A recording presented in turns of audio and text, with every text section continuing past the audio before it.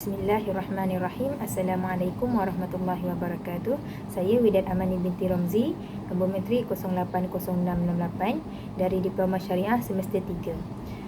Baik, hari ini saya akan membentangkan tentang dua hukum tajwid bagi surah Al-Baqarah ayat 6 hingga 9. Baik, hukum tajwid yang pertama iaitu dari tajuk nun sakinah dan tanwin, iaitu ikhfa hakiki, dan seterusnya mim sakinah, iaitu hukum izhar syafawi.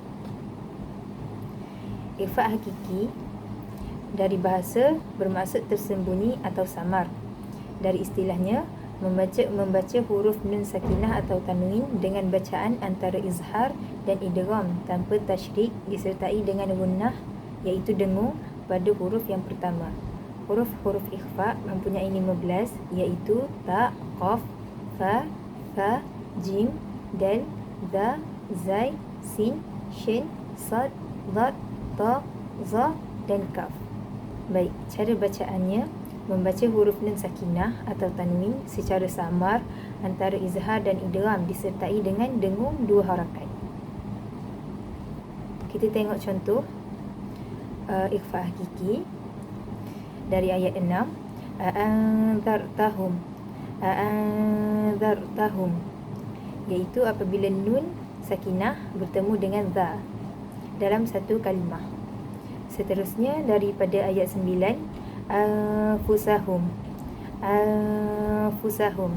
iaitu nun sakinah bertemu dengan fa dalam satu kalimah. Seterusnya hukum izhar syafawi. Dinamakan syafawi kerana pertimbangan makhraj huruf mim yang dikeluarkan dari dua bibir. Huruf-huruf izhar syafawi iaitu selain daripada mim dan ba, yang terdiri daripada 26 huruf. Cara bacaan wajib diizharkan atau diperjelaskan mim sakinah daripada makhrajnya tanpa dibaca dengung.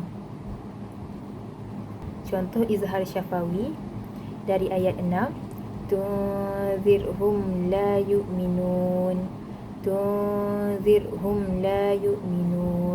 Apabila mim sakinah bertemu dengan lam, maka hendaklah dibaca dengan jelas mim tersebut.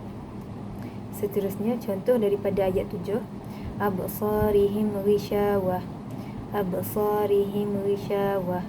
Apabila mim sakinah bertemu dengan ghain. Sekian daripada saya. Terima kasih.